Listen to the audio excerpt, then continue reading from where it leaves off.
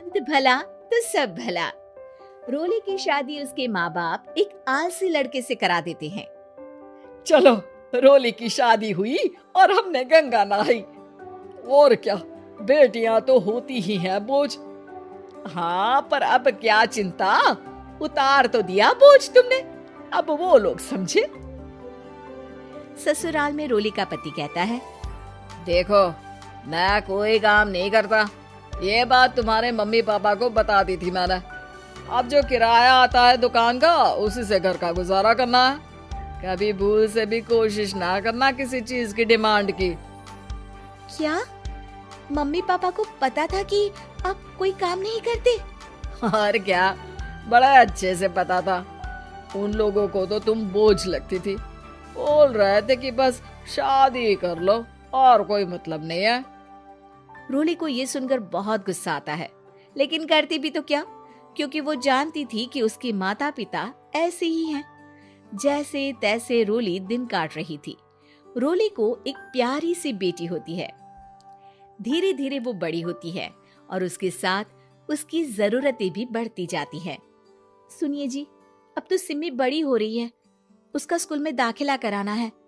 मैंने अब तक तो जैसे तैसे समय काट लिया, लेकिन मैं बच्ची की परवरिश में कोई कमी नहीं रखूंगी। अरे क्या है यार, अब तो लगता है कोई ना कोई काम ढूंढना ही पड़ेगा।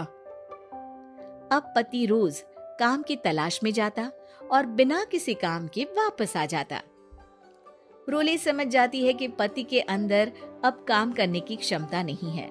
वो बेटी को उच्च शिक्षा देने के लिए कुछ करना चाहती थी, लेकिन करती तो क्या करती। एक दिन रोली की सहेली कहती है, रोली, मेरी कोई औलाद नहीं है।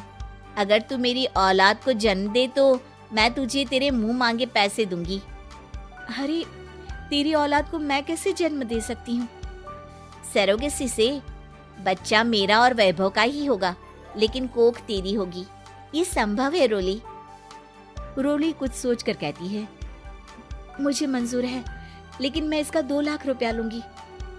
अरे कोई बात नहीं, मुझे मंजूर है। रोली खुश हो जाती है कि एक बच्चा पैदा करने का उसे 2 लाख रुपया मिलेगा। वो घर आकर पति को बताती है, वो भी खुश हो जाता है। अब क्या था, डॉक्टर के पास जाकर सहेली का बच्चा रोली की कोख में पलने लगता है। मुझे 20,000 चाहिए मेरे बेटी के एडमिशन के लिए। हाँ हाँ ठीक है, मैं उसके एडमिशन से लेकर सारे खर्चे उसके अकाउंट में डाल रही हूँ। रोली की बेटी का एडमिशन हो जाता है। रोली को लगता है कि वो अब सब कुछ ठीक कर देगी। दिन और महीने आगे बढ़ते हैं। अब एक दिन, एक बात कहूँ जी, काश इस बच्चे को मैं रख पाती। मैं अब इससे काफी जुड़ गई हूँ।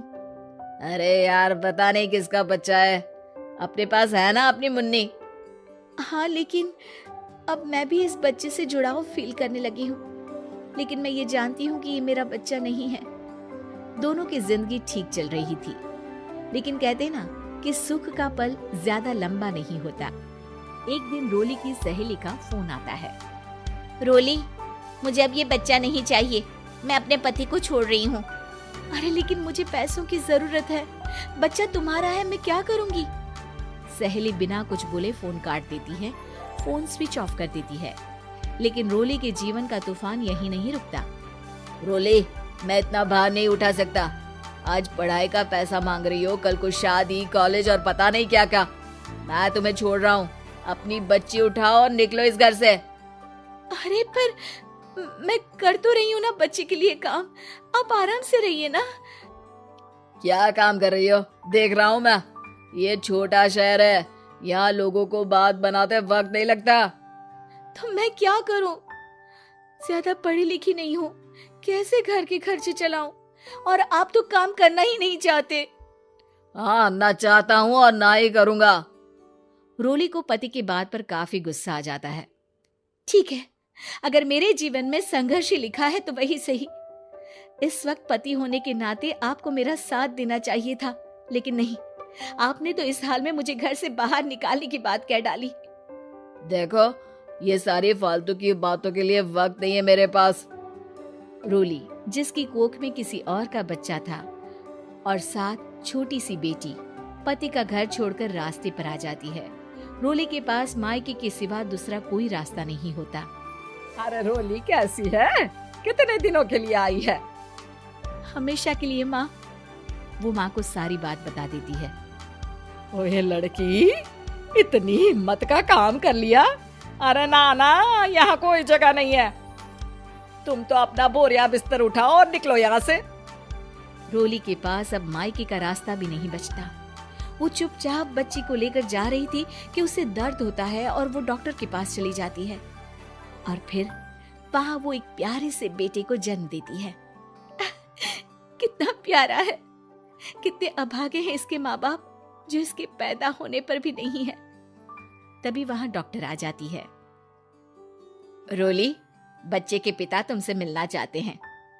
आपका बहुत बहुत शुक्रिया।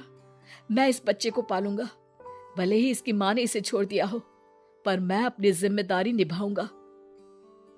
तो क्या आप मुझे इसके पैदा करने के लिए जिन पैसों की बात हुई थी वो भी देंगे?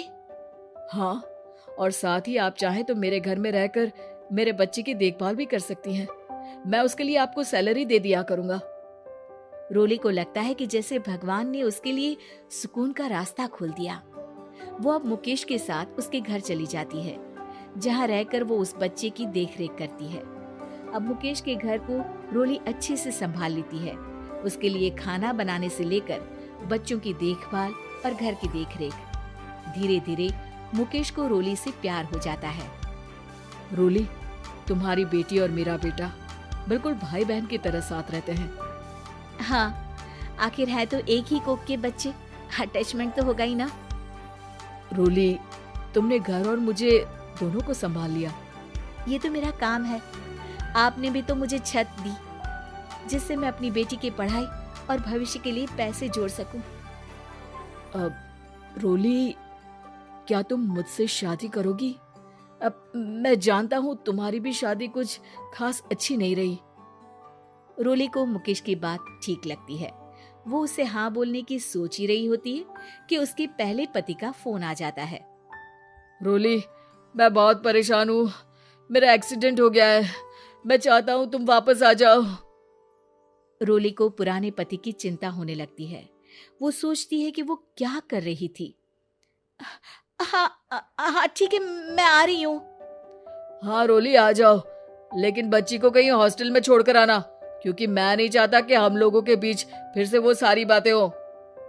रोली को समझ आ जाता है कि पति आज भी सुधरा नहीं है। वो पति के पास जाने से इनकार कर मुकेश को हाँ कर देती है।